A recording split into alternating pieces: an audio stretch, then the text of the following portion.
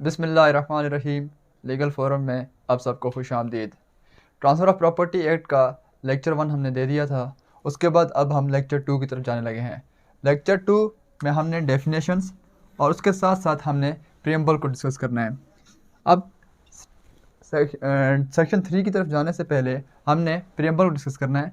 Preamble में कुछ words इस्तेमाल हुए हैं जो मैंने यहाँ आपके लिए लिखे हैं। सबसे पहला वर्ड कौन सा इस्तेमाल हुआ है? एक्सपीडिएंट। ठीक है, अब उन्होंने क्या कहा है कि ये यहाँ पे एक्सपीडिएंट है, वाज़े है, क्लियर है, ऑब्वियस है कि हम डिफ़ाइन करने लगे हैं कुछ लॉज को, कुछ टर्म्स को, कुछ जो टेक्निकल वर्ड्स इस्तेमाल हो रहे हैं या जो ट्रांसफ़र ऑफ प्रॉपर्टी एक्ट में कोई टर्म्स इस्तेमाल होंगे वो हम इस्तेमाल करने लगे हैं। और वो पूरे सब कॉन्टिनेंट में, क्योंकि ये लॉ कब आया था? 1882 में। तो ये किसने बनाया था? ब्रिटिश ने लॉ बनाया था। तो ब्रिटिश ये चाह रहे थे कि जो भी उन्होंने लॉ बनाया है वो सारा का सारा किधर आ जाए? सब कॉन्टिनेंट में आ जाए और सारा का सारा लॉ क्या हो? कॉमन हो। चाहे वो पाकिस्तान में इस्तेमाल हो रहा है, फॉर सपोज अगर उस टाइम पाकिस्तान नहीं था तो उस टाइम अगर कोई कराची में लॉ इस्तेमाल हो रहा है तो वही लॉ दिल्ली में इस्तेमाल होना चाहिए था। मतलब वो ही चाह रहे थे। तो वो सब पूरे कॉन्टिनेंट के लिए, पूरे सब कॉन्टिनेंट के लिए एक ही लॉ बनाने की कोशिश कर रहे थे और वो उन्होंने बना भी दिया। और उसके बाद क्या है? अमेंड।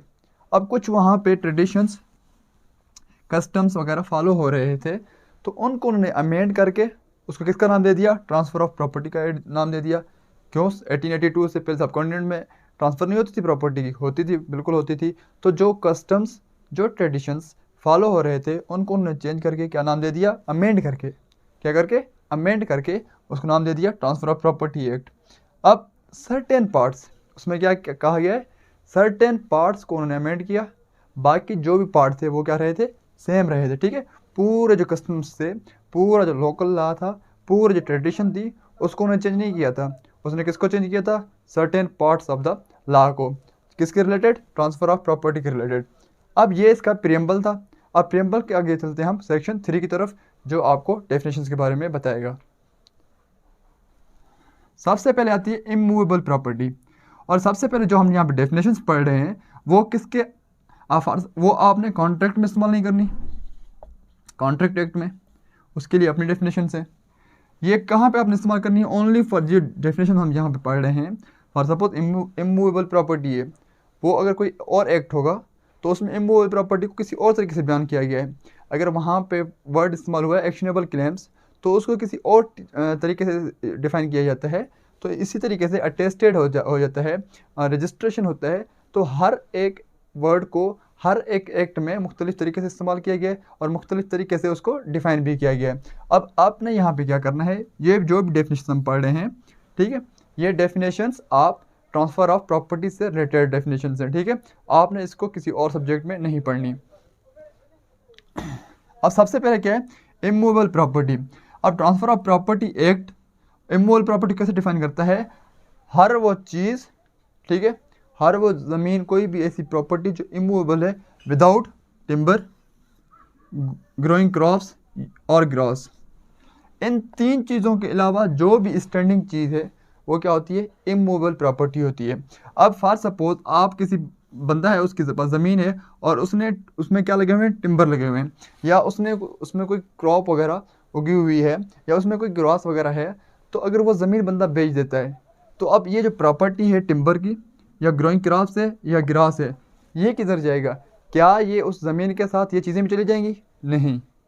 अगर आप मेंशन करते हैं अपने सेल डीड में कि आपने ये प्रॉपर्टी, ये ज़मीन बेच रहे हैं और उसके साथ साथ जो क्रॉप्स हैं वो भी बेच रहे हैं, ठीक है, तब तो वो आपके पास चली जाएंगी। ठीक है, न्यू ओनर के पास चली जाएंगी। अदरवाइज़ वो तब तक, जब तक पहला ओनर है उसको कार्ड नहीं लेता, उसको उधर से कहीं किसी को दे नहीं देता, ठीक है, तब तक वो उधर ही रहेंगी और उसी की प्रॉपर्टी रहेंगी। अगर वो मेंशन करते हैं कि इस प्रॉपर्टी के साथ मैं आपको ये टिम्बर, ये ग्रोइंग क्रॉप्स भी दे रहा हूँ, ये ग्रोइंग क्रॉप्स भी बेच रहा हूँ, तो इससे क्या होगा? इससे आपको वो ग्रोइंग क्रॉप्स भी मिल जाएंगी, वो आपको सेल कर रहे हैं। अगर टिम्बर का उसने मेंशन किया है then sold out, otherwise not.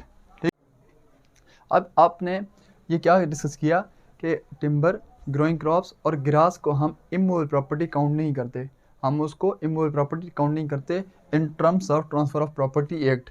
जब हम ट्रांसफ़र ऑफ प्रॉपर्टी एक्ट से आगे जाते हैं उसमें जो हम एक और डेफिनेशन देखते हैं, अटैच टू द अर्थ। अब ये जो सारी भी चीज़ें अटैच टू द अर्थ होती हैं वो सारी इमूवेबल होती हैं सिवाय इन 3 चीज़ों के, ठीक है। अब rooted into the earth, rooted into the earth जैसे दरख्त वगैरह होते हैं। अब देखिए जैसे ऊपर मैंने लिखा हुआ है, fruit trees are part and parcel of immovable property. अब फ्रूट ट्रीज हैं या कोई बंदा कोई ज़मीन बेचता है, उसमें कोई ट्री लगा हुआ है, तो वो उस प्रॉपर्टी का पार्ट एंड पार्सल होता है, ठीक है, उसी प्रॉपर्टी का हिस्सा होता है। तो जब वो अपनी इमूवेबल प्रॉपर्टी बेचता है तो उसके साथ वो अपनी प्रॉपर्टी भी बेच रहा है, वो दरख्त भी बेच रहा है, ठीक है। सिवाय टिम्बर, ग्रोइंग क्रॉप्स और ग्रास के अलावा जो भी चीज़ होगी वो क्या होगी, इमूवेबल प्रॉपर्टी का पार्ट एंड पार्सल होगी। तो मतलब अगर आपने कोई भी प्रॉपर्टी, कोई भी ज़मीन बेचनी है आपने अपनी, उसमें कोई फ्रूट के दरख्त लगे हुए हैं, तो वो भी आप उसी में सेल कर रहे होते हैं। एम्बेडेड, इसमें भले आप मेंशन करें कि भाई मैं आपको ये फ्रूट्स जो प्लांट्स हैं सेल कर रहा हूँ कि नहीं कर रहा हूँ, पर आपने वो क्या करने हैं, मतलब मतलब पार्ट पार्सल ही होते हैं, मेंशन करें या ना करें वो न्यू बायर को चले जाते हैं। एम्बेडेड इनटू द अर्थ, कोई चीज़ आपने डीपली या फर्मली मतलब ज़मीन में बिल्ट की हुई है, तो उसे हम कहते हैं एम्बेडेड इनटू द अर्थ। जैसे कोई भी वॉल हो जाए, बिल्डिंग हो जाए, तो उसे हम कहते हैं embedded to the earth, so that is also called immovable property. अब कोई चीज़ attach to the embedded thing, अब कोई चीज़ वॉल पे लगी हुई है, ठीक है, कोई चीज़ वॉल पे लगी हुई है, तो उसे भी हम क्या कहते हैं, इमूवेबल प्रॉपर्टी का पार्ट एंड पार्सल कहते हैं। वो चीज़ें जो ज़रूरी हों, वो चीज़ें जो ज़रूरी हों। अब फॉर सपोज अगर उसमें पेंटिंग लगी हुई है, वो उसको हम एम्बेडेड टू द अर्थ नहीं कहते, ठीक है। वो चीज़ उसके लिए ज़रूरी नहीं है, वो सिर्फ किसके लिए है, वो आपकी खूबसूरती के मतलब घर की खूबसूरती के लिए या दीवार की खूबसूरती के लिए लगाई गई है, उसकी नेसेसिटी के लिए नहीं है। जो चीज़ नेसेसिटी के लिए होती है वो भी इमूवेबल प्रॉपर्टी का पार्ट एंड पार्सल होती है। उसके बाद है इंस्ट्रूमेंट। अब आप बार बार सुनेंगे रिटन इंस्ट्रूमेंट, इसको जो है ना आपने जब ट्रांसफर ऑफ प्रॉपर्टी पढ़ेंगे तो रजिस्टर्ड इंस्ट्रूमेंट आपने इस्तेमाल करना है, रजिस्टर्ड इंस्ट्रूमेंट इस्तेमाल करना है। तो जब आप इंस्ट्रूमेंट का वर्ड इस्तेमाल करते हैं तो यहाँ पे मतलब होता है रिटन डॉक्यूमेंट। यहाँ पे मतलब क्या होता है, रिटन डॉक्यूमेंट। जब आप कोई भी मॉर्गेज करेंगे, कोई भी ट्रांसफ़र ऑफ प्रॉपर्टी ट्रांसफ़र करेंगे या गिफ्ट करेंगे, तो उसका एक अमाउंट दिया गया है। अगर उस अमाउंट ज़्यादा होगी तो आपने वो रजिस्टर्ड, ठीक है, रजिस्टर्ड इंस्ट्रूमेंट के साथ करानी है, ठीक है। आपने उसको अटैच करवा के आपने क्या करना है, पहले इंस्ट्रूमेंट उसको टेस्ट करवाना है और उसको फिर क्या करना है, रजिस्टर करवाना है। तो इसको हम देखें, जब रजिस्ट्रेशन कैसे करवानी है वो आपको कौन बताएगा, रजिस्ट्रेशन एक्ट बताएगा, रजिस्ट्रेशन एक्ट बताएगा। तो यहाँ पे ये कहा गया इस ट्रांसफ़र ऑफ प्रॉपर्टी एक्ट में कि जो भी वक्त के जो भी मतलब लॉ होगा, जो उस ज़मीन के हवाले से, जो उस एरिया के हवाले से रजिस्ट्रेशन ऑफ डॉक्यूमेंट्स को गवर्न कर रहा होगा, उसी के ज़रिए आपने इन इंस्ट्रूमेंट्स को भी रजिस्टर करवाना होता है। अब इंस्ट्रूमेंट क्या होगा, रिटन डॉक्यूमेंट, आपने उसको अटेस्ट करवाना है, उसमें मतलब 2 विटनेस होने चाहिए और उसके साथ साथ आपने उसको रजिस्टर करवाना है। अब आपने जब ट्रांसफ़र ऑफ प्रॉपर्टी में जब कोई प्रॉपर्टी आप ट्रांसफ़र कर रहे होते हैं, वो मोर देन 100 होती है सेल में, तो आप उसे क्या करते हैं, आप रजिस्टर डॉक्यूमेंट के साथ करवाते हैं। अब 1882 में 100 रुपीज़ की बहुत ज़्यादा वैल्यू थी, तो ये तो उन्होंने बना दिया अंग्रेज़ों ने लॉ, लेकिन आज हमारे जो लेजिस्लेचर बैठे हुए हैं उनको इतनी फुर्सत नहीं है, वो इतने अहल नहीं है कि वो इसको दोबारा से अमेंड करके उसकी प्रॉपर्टी को बढ़ा सकें। अब जैसे गिफ्ट है, आप गिफ्ट भी गिफ्ट या मॉर्गेज होती है जैसे, तो मॉर्गेज में भी आपने रजिस्ट्रेशन ऑफ रजिस्टर्ड डॉक्यूमेंट के साथ करवानी होती है। अब उसके बाद नेक्स्ट जो है, a person is said to be have a notice.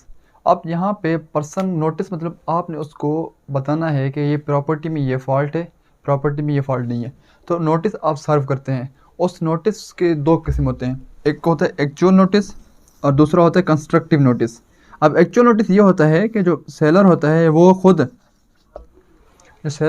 खुद बता देता है बायर को कि भाई मेरी प्रॉपर्टी में ये नुक्स हैं या ये मेरे फलाना बंदे को मैंने ये प्रॉपर्टी मॉर्गेज की हुई है, फलाना बंदा मेरा टेनेंट है, वो वहाँ पे रह रहा है, ठीक है। अगर वो खुद बताते हैं उसे हम क्या कहते हैं, एक्चुअल नोटिस। अब कंस्ट्रक्टिव नोटिस ये होता है कि ए ने घर खरीदा बी से, अब ए क्या चला जाता है, उसके इंस्पेक्शन के लिए चला जाता है। अब ए वहाँ पे देखता है अगर कोई फॉल्ट है, कोई फिला है, उसके बावजूद वो बी को नहीं बोलता, या उसमें कोई टेनेंट वगैरह रहता है, या उसने कोई मॉर्गेज पे दी हुई प्रॉपर्टी। फॉर सपोज जब आप मॉर्गेज किसी में पढ़ेंगे, कुछ मॉर्गेज ऐसी होती हैं जिसमें पोजीशन जो होती है वो मॉर्गेज के पास चली जाती है।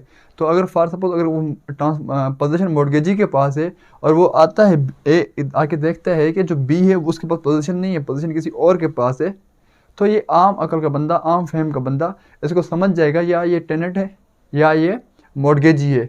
तो अगर वो फिर भी उसको ए बी को कुछ नहीं कहता या बी से वो कोई उसके रिलेटेड कोई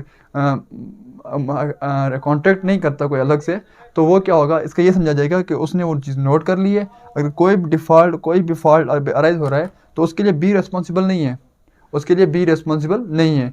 हाँ, अगर वो उसको नोटिस भी सर्व नहीं करता और उसको वो इंस्पेक्शन के लिए भी नहीं आता, तो उसके बाद कौन रिस्पॉन्सिबल है, बी रिस्पॉन्सिबल होगा। In case of default for serving the notice either actual or constructive, B is responsible. If the notice is served either actual or constructive, तो उसमें क्या होगा, A is the responsible for that. अब उसमें एक और principle इस्तेमाल होता है, इंटर बाय वॉज। ये वर्ड इस्तेमाल होता है, इसका मतलब होता है बिटवीन लिविंग थिंग्स।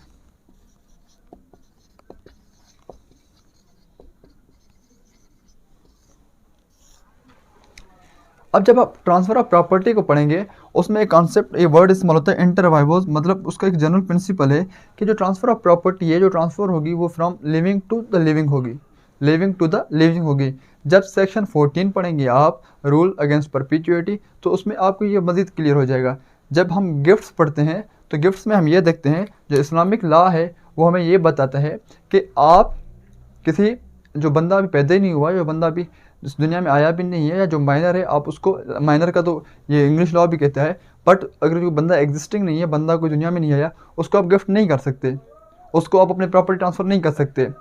इस्लाम कहता है आप ट्रांसफ़र कर सकते हो, लेकिन यहाँ पे आप ट्रांसफ़र नहीं कर सकते।